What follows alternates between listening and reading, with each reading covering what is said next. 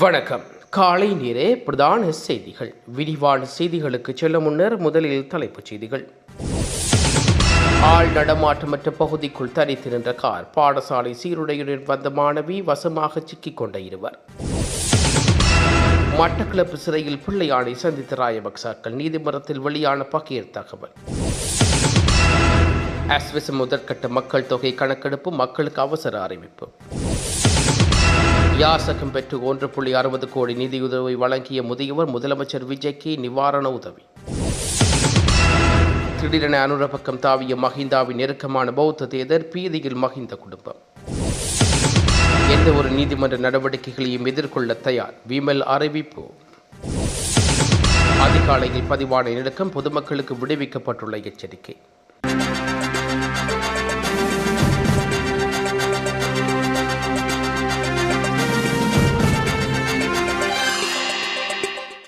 நாட்டை சூழவுள்ள பகுதிகளில் தென்மேற்கு பருவமழை படிப்படியாக நிலை பெற்று வருவதாக வளிமண்டல திணைக்களம் தெரிவித்துள்ளது. அதன்படி மேல் சப்ரகுமா மற்றும் வடமேல் மாகாணங்களிலும் காலி, மாத்தறை, கண்டி மற்றும் நுவரெலியா மாவட்டங்களிலும் அவ்வப்போது மழை அல்லது இடியுடன் கூடிய மழை பெய்யக்கூடும் என்று எதிர்பார்க்கப்படுகிறது. மேற்குறிப்பிடப்பட்ட பகுதிகளில் சில இடங்களில் 50 மில்லிமீட்டருக்கும் அதிகமான பலத்த மழை பெய்யக்கூடும். அத்துடன் வடமாகாணம், அனுராதபுரம் மற்றும் ஹம்பாந்தோட்டை மாவட்டங்களிலும் பல தடவைகள் மழை பெய்ய வாய்ப்புள்ளது. ஊவா மாகாணம், மட்டக்களப்பு மற்றும் அம்பாறை மாவட்டங்களில் சில இடங்களிலும் மாலை 2 மணிக்கு பின்னர் மழை அல்லது இடியுடன் கூடிய மழை பெய்யக்கூடும். மத்திய மலைநாட்டில் மேற்கு சரிவு பகுதிகளில் வடமத்திய, வடமேல் மற்றும் தென் மாகாணங்களில் அவ்வப்போது மணத்தியாலத்துக்கு 30 தொடக்கம் 40 கிலோமீட்டர் வேகத்தில் பலத்த காற்று வீசக்கூடும் என்றும் எச்சரிக்கப்பட்டுள்ளது. இடியுடன் கூடிய மழை பெய்யும் சந்தர்ப்பங்களில் தற்காலிகமாக வீசக்கூடிய பலத்த காற்று மற்றும் மின்னத்தாக்கங்களால் ஏற்படக்கூடிய பாதிப்புகளை குறைத்துக் கொள்ள தேவையான முன்னெச்சரிக்கை நடவடிக்கைகளை எடுக்குமாறு பொதுமக்கள் அன்புடன் கேட்டுக் கொள்ளப்படுகிறார்கள். மட்டக்களப்பு சிறைச்சாலையில் தடுத்து வைக்கப்பட்டிருந்த பிள்ளையார் என்று அழைக்கப்படும் சிவனேசந்துரை சந்திரகாந்தனை உயிர்த்த பயங்கரவாத தாக்குதலின் பின்னர் மஹிந்த ராயபக்ச உட்பட குழுவினர் சந்தித்துள்ளார்கள். இந்த விடயத்தை பிரதி மன்றாடிகள் நாயகம் திலீப பீரஸ் கோட்டை நீதிவான் நீதிமன்றத்தில் தெரிவித்துள்ளார். அதற்கு மிக மஹிந்த ராயபக்ச, பசில் ராயபக்ச மற்றும் நாமல் ராயபக்ச ஆகியோர் மட்டக்களப்பு சிறைச்சாலை சென்று பிள்ளையானை சந்தித்துள்ளார்கள். இந்நிலையில் கோட்டபய ராயபக்ச ஆட்சி பொறுப்பை ஏற்று 1 வாரத்துக்குள் பிள்ளையானுக்கு பிழை பெற்றுக் கொடுக்கப்படும் என்று அவர்கள் கூறியிருந்ததாகவும் நீதிமன்றத்துக்கு அறிவிக்கப்பட்டுள்ளது. பிள்ளையானின் முன்னாள் பிரத்யோக செயலாளர் அசத் மௌலாவிடம் பெற்றுக்கொள்ளப்பட்ட வாக்குமூலத்தின் அடிப்படையில் பிரதி மன்றாடிகள் நாயகம் நீதிமன்றத்துக்கு இந்த விடயங்களை தெளிவுபடுத்தியுள்ளார்கள். தற்போது பிரான்சில் வசித்து வரும் அசாத் மௌலாவிடம் பிரான்ஸ் தூதரகத்தில் வைத்து குற்றப்புலனாய்வுத்துறை அதிகாரிகளால் வாக்குமூலம் பதிவு செய்யப்பட்டுள்ளதாகவும் அன்றைக்கு அறிவிக்கப்பட்டுள்ளது. அஸ்வஸ்ம நரம்புரை நன்மைகள் திட்டத்தின் முதற்கட்ட தகவல் புதுப்பித்தல் செயல்முறைக்கான மக்கள் தொகை கணக்கெடுப்பு பணிகள் எதிர்வரும் 31ஆம் தேதி நிறைவடைய உள்ளன. எனவே அந்த திகதிக்கு முன்னர் தமது வீடுகளுக்கு வருகை தரும் கணக்கெடுப்பு உத்தியோகத்தர்களுக்கு சரியான தகவல்களை வழங்கி தேவையான ஒத்துழைப்பை வழங்குமாறு நலன்புரி நன்மைகள் சபை சம்பந்தப்பட்ட பயனாளர்களிடம் கேட்டுக்கொண்டுள்ளது. நன்மைகளை பெற்றுக்கொள்ளும் நோக்கில் தவறான அல்லது போலியான தகவல்களை வழங்குவது தண்டனைக்குரிய குற்றமாகும் எனவும் அந்த சபை வலியுறுத்தியுள்ளமை குறிப்பிடத்தக்கது. நாடு மீண்டும் ஒரு அஜாரக நிலைக்கு செல்வதை காண்பதற்காகவே தற்போதைய அரசாங்கம் முயற்சிப்பதாக ஸ்ரீலங்கா பொதுஜன பெரமுன குற்றம் சாட்டியுள்ளது. எவ்வாறாயினும் எதிர்க்கட்சிகள் மற்றும் பொதுஜன பெரமுனா போன்ற குழுக்கள் நாட்டை சீர்குலைக்கும் அல்லது வன்முறையை தூண்டும் செயற்பாடுகளில் ஈடுபடவில்லை என முன்னாள் நாடாளுமன்ற உறுப்பினர் இந்திக்கா அனுருத்த தெரிவித்துள்ளார். ஸ்ரீலங்கா பொதுஜன பெரமுனவின் தலைமையகத்தில் நேற்று இடம்பெற்ற ஊடகவியலாளர் சந்திப்பின் போது அவர் இதனை தெளிவுபடுத்தியுள்ளார். ஜனாதிபதி செயலகத்தை மையமாக கொண்டு சில உள்நாட்டு நிறுவனங்கள் தங்களின் சொந்த நிகழ்ச்சி நிரல்களை அமல்படுத்தி வருவதாக சுட்டிக்காட்டியவர், இதன் காரணமாகவே வெளிநாட்டு முதலீட்டாளர்களின் நன்மை இழக்கப்பட்டு கொழும்பு பங்குச்சந்தையில் இருந்த வெளிநாட்டு நிறுவனங்கள் தமது முதலீடுகளை வாபஸ் பெற்றுள்ளதாக குறிப்பிட்டுள்ளார். அண்மையில் வாகனங்களுக்கான கூடுதல் வரி விதிப்பு வர்த்தமானி வெளியாவதற்கு முன்னர் ஆயிரக்கணக்கான வாகனங்கள் விடுவிக்கப்பட்டுள்ளமை தொடர்பில் ஜனாதிபதி நாட்டுக்கு உண்மையை வெளிப்படுத்த வேண்டும் எனவும் அவர் வலியுறுத்தியுள்ளார். முன்னாள் ஜனாதிபதி ரணில் விக்ரமசிங்கே காலத்தில் பொதுஜன பெரமுன ஆதரவுடன் 360 ரூபாயாக இருந்த டாலரின் பெறுமதி 290 ரூபாயாக குறைக்கப்பட்டதுடன் மக்களுக்கு நிவாரணங்களும் வழங்கப்பட்டன. ஆனால் தற்போதைய அரசாங்கத்தின் கீழ் டாலரின் மதிப்பு மீண்டும் 340 ரூபாயாக உயர்வடைந்ததுடன் அவசியமற்ற பொருட்கள் எவ்வித கட்டுப்பாடுகளும் இன்றி இறக்குமதி செய்யப்படுவதாக அவர் சாடியுள்ளார். உள்நாட்டு உற்பத்தி பொருளாதாரத்தை உருவாக்குவதாக கூறிய ஆட்சிக்கு வந்த அரசாங்கம் இன்று ஒரு ஊசியை கூட தயாரிக்க முடியாத நிலைக்கு தள்ளப்பட்டதுடன் உப்பு மற்றும் அரிசி போன்ற அத்தியாவசியமான பொருட்களை வெளிநாடுகளிலிருந்து இறக்குமதி செய்கிறது. அரசாங்கத்தின் 160 உறுப்பினர்களும் நாட்டை வழிநடத்த எவ்வித ஆளுமையும் இல்லை என்பது இதன் மூலம் தெளிவாகிறது என்று அவர் குறிப்பிட்டுள்ளார். எனவே அடக்குமுறை மற்றும் அச்சுறுத்தல்கள் மூலம் ஆட்சியை தக்கவைக்க முயலாமல் உடனடியாக மாகாண சபை தேர்தலோ அல்லது நாடாளுமன்ற தேர்தலையே நடத்தி மக்கள் ஆணையை உத்தியபூர்வமாக பரீட்சித்து பார்க்குமாறு ஸ்ரீலங்கா பொதுஜனபுரம் அரசாங்கத்துக்கு அழைப்பு விடுவித்துள்ளது. ஜனாதிபதி மஹிந்த ராஜபக்ச தரப்பிற்கு மிகவும் நெருக்கமாக செயற்பட்டு வந்த சர்ச்சைக்குரிய அம்பிட்டிய சுமரட்ன தேர்தல் ஜனாதிபதி அனுராவிற்கு ஆதரவளிப்பதாக அறிவிக்கப்பட்டுள்ளது. மிக நீண்ட காலமாக மஹிந்த ராஜபக்ச தரப்புக்கு மிகுந்த விசுவாசத்துடன் செயற்பட்ட ஒரு பிரதான பௌத்த பிக்குவாக அம்பிட்டிய சுமரட்ன தேர்தல் கருதப்படுகின்றார். இவ்வாறான ஒரு பின்னணியில் தற்போது தான் மஹிந்த தரப்பிலிருந்து விலகி அனுர தரப்புக்கு ஆதரவளிப்பதாக தெரிவித்துள்ளார். கிழக்கு மாகாணத்துக்கு இன்றைய தினம் ஜனாதிபதி மேற்கொண்ட விஜயத்தின் போது அவர் அம்பிட்டிய சுமரட்ன தேர்தலை நேரில் சந்தித்து கலந்துரையாடியுள்ளார். இச்சந்திப்பை தொடர்ந்து வெளியிட்டுள்ள காணொலி ஒன்றில் தான் அனுர தரப்பினை ஆதரிப்பதாக குறிப்பிட்டுள்ளார். ஜனாதிபதியுடன் தொடர்பு கொள்ள முயற்சிகள் தோல்வியடைந்ததால் தாம் ஒரு தீர்மானம் எடுக்க அடுத்த கட்ட நடவடிக்கை எடுப்பேன் என்று முன்பே தெரிவித்ததாகவும் தேர்தல் கூறியுள்ளார். ஜனாதிபதி அனுர மட்டக்களப்புக்கு வந்திருந்த போது அவரை சந்திக்க முயன்றதாகவும் அத்தகைய வாய்ப்பு கிடைக்கும் என ஆரம்பத்தில் எதிர்பார்க்கவில்லை எனவும் அவர் மேலும் தெரிவித்துள்ளார். நாடாளுமன்ற உறுப்பினர் ராம்நாத் அர்ச்சுனா மன்னிப்பு கோர வேண்டும் என முன்னாள் தமிழ்நாட்டு சட்டசபை உறுப்பினர் தெரிவித்துள்ளார்.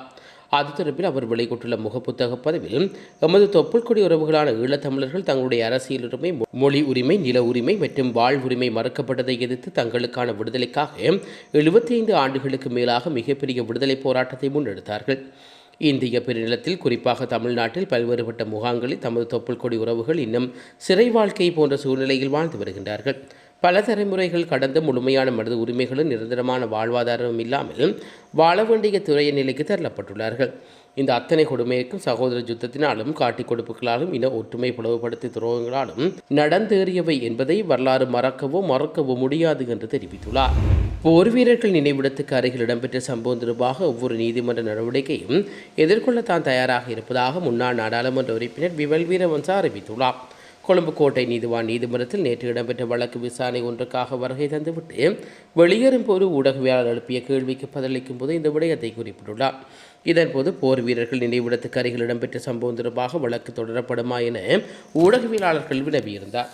அதற்கு பதிலளிக்கையில் போர் வீரர்களை நினைவு கூர்ந்து மலர் கொத்து ஏற்றிச் சென்று அவர்களுக்கு அந்த மரியாதையை செலுத்துவதற்கு எடுத்த முயற்சிகளை முட்டுக்கட்டை போடுகின்றார்கள் என்றால் அத்தகைய வழக்கை எதிர்கொள்ள நாங்கள் எவ்விதத்திலும் தயங்க மாட்டோம் என்று குறிப்பிட்டுள்ளார். தெற்கு ஜப்பானில் உள்ளூர் நேரப்படி காலை 11:46 மணியளவில் நிலநடுக்கம் ஏற்பட்டுள்ளதாக தெரிவிக்கப்படுகிறது. இந்த நிலநடுக்கம் 50 கிலோமீட்டர் ஆழத்தில் 5.9 டிகிரி அளவுகோலில் ஏற்பட்டுள்ளது. கஹூஷிவா மாகாணத்தில் தெற்கு அமாமி பகுதியில் உணரப்பட்டதுடன் சுனாமி எச்சரிக்கை எதுவும் விடுவிக்கப்படவில்லை. மேலும் சேதம் அல்லது காயங்கள் குறித்து உடனடியாக தகவல்கள் எதுவும் இல்லை என அமெரிக்க புவியியல் ஆய்வு மையம் அறிவித்துள்ளது. பசிபிக் நெருப்பு வளையத்தில் அமைந்துள்ள ஜப்பான் உலகில் மிக நில அதிர்வு உகந்த நாடுகளில் ஒன்றாக பார்க்கப்படுகிறது. இந்நாடு கடுமையாக கட்டிட விதிமுறைகளை முன்கூட்டியே எச்சரிக்கை செய்யும் அமைப்புகளையும் கொண்டிருப்பதனால் நிலநடுக்கங்களால் ஏற்படும் உயிரிழப்புகள் கணிசமாக குறைவடைந்துள்ளது. இன்று ஏற்பட்ட மிதமான நிலநடுக்கம் உடனடியான இறையூடுகளை ஏற்படுத்தவில்லை. அதனால் பின்பு அதிர்வலைகளுக்காக அதிகாரிகள் தொடர்ந்து எச்சரிக்கையாக உள்ளமை குறிப்பிடத்தக்கது. வவுனியாவிலிருந்து செட்டிக்குளம் நோக்கி சென்ற இலங்கை போக்குவரத்து சபைக்கு சொந்தமான பேருந்து கொண்டு நடத்துனர் இல்லாமலேயே பயணிகளுடன் பயணித்த அதிர்ச்சி சம்பவம் ஒன்று இடம்பெற்றுள்ளது. இச்சம்பவம் குறித்து மேலும் தெரிய வருவதாவது வவுனியா புதிய பேருந்து நிலையத்திலிருந்து மாலை 6:30 மணியளவில் செட்டிக்குளம் நோக்கி பயணிப்பதற்காக இக்பேச பேருந்து கொண்டு தனது பயணத்தை ஆரம்பித்துள்ளது. இப்பேருந்து வீரபுரம் வீதி ஊடாக சென்று கொண்டிருந்த போது அதில் கடமையில் இருந்த நடத்துனர் மதுப்புதையில் இருப்பதாக செட்டிக்குளம் பிரதேச சபை உபதவிசாளர் தேவசகாயன் சிவானந்தராஜா அவர்களுக்கு தொலைபேசி ஊடாக பயணிகள் தரப்பிலிருந்து முறைப்பாடு ஒன்று வழங்கப்பட்டுள்ளது. இதனைத் தொடர்ந்து உபதவிசாளர் சிவானந்தராஜா அவர்கள் தலையிட்டு செட்டிக்குளம் போலீஸ் நிலையத்துக்கு முன்னால் போலீசாரின் உதவியோடு குறித்த பேருந்து மறைக்கப்பட்டு சோதனைக்கு உட்படுத்தப்பட்டது. இதன்போது பேருந்து நடத்துனர் எவரும் இல்லை என்ற அதிர்ச்சி தகவல் கண்டறியப்பட்டுள்ளது. இதுகுறித்து பேருந்து சாரதியம் வினவியபோது நடத்துனர் தனது தனிப்பட்ட காரணத்துக்காக வழியிலேயே பேருந்தை விட்டு இறங்கி சென்று விட்டார் என்று அவர் தெரிவித்துள்ளார். பொதுமக்களின் பாதுகாப்பு மற்றும் அரச போக்குவரத்து சபை விதிகளின்படி நடத்துனரின்றி பயணிகள் பேருந்தை ஒன்றை இயக்குவது முற்றிலும் சட்டத்துக்கு முரணானதாகும். இவ்வாறு ஒரு பொறுப்பேற்ற சம்பவம் இடம்பெற்ற போதிலும் இதுவரை சம்பந்தப்பட்டவருக்கு எதிராக எவ்வித சட்ட நடவடிக்கைகளும் எடுக்கப்படவில்லை என்று பொதுமக்கள் கவலை தெரிவிக்கின்றார்கள். தற்போதைய டாலர் நெருக்கடிக்கு காரணமாக இலங்கை ரூபாய் உட்பட உலகின் பல நாடுகளின் நாணயங்கள் டாலருக்கு எதிராக மதிப்பிழந்து வருவதாக வர்த்தக அமைச்சர் வசந்த சமரசிங்க தெரிவித்துள்ளார்.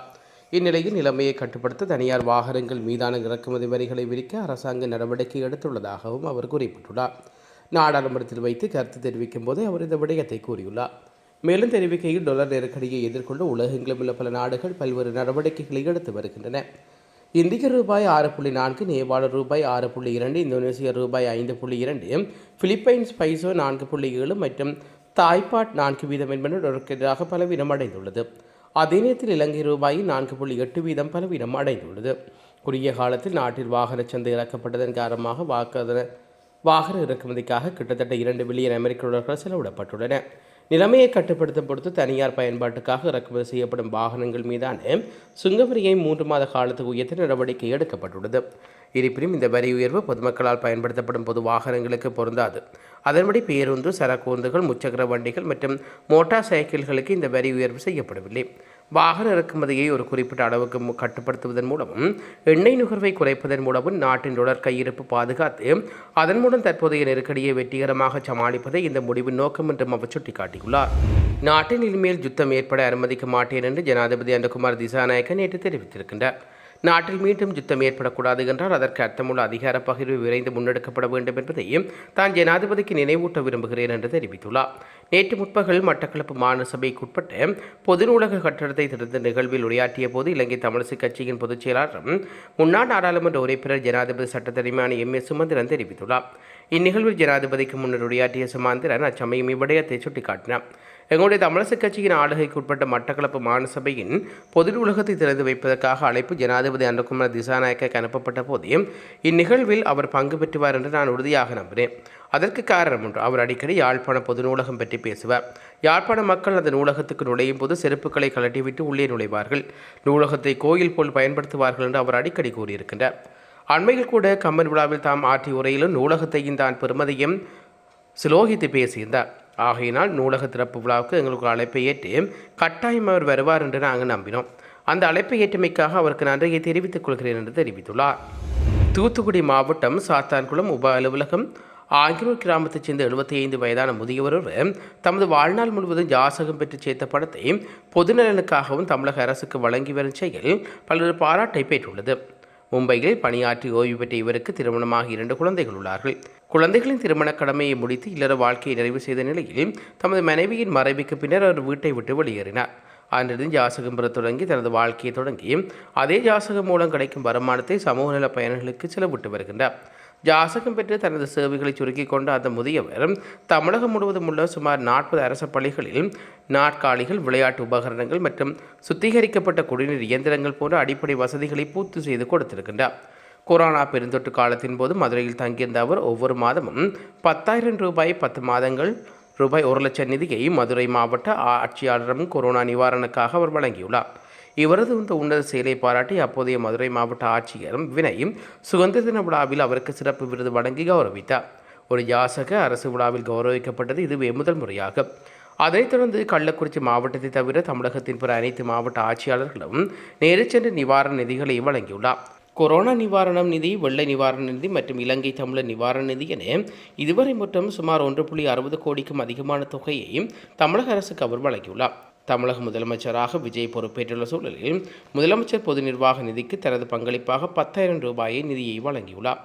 எந்த எதிர்பார்ப்புமின்றி தனது வாழ்நாளில் பெரும் பகுதியை சமூகத்திற்கும் அரசுக்கும் அர்ப்பணித்துள்ள இந்த முதியவர் மனிதாயமான செயல் தற்போது அனைவரது மத்தியிலும் பேசுபொருளாகியுள்ளது. இத்துடன் இன்றைய செய்திகள் நிறைவுக்கு வருகிறது. தொடர்ந்து நாளை காலை செய்திகளோடு இணைந்து கொள்வோம். நன்றி. இதுபோன்ற செய்திகளை தெரிந்து கொள்ள யாழ் டிவி நியூஸ் சேனலை சப்ஸ்கிரைப் செய்து அருகே இருக்கிற பெல் பட்டனையும் கிளிக் செய்து கொள்ளுங்க. மேலும் இதுபோன்ற செய்திகளை உடனுக்குடன் தெரிந்து கொள்ள யாழ்டிவி.com எனும் இணையதளத்தின் வாயிலாக எங்களோடு இணைந்து கொள்ளுங்கள்.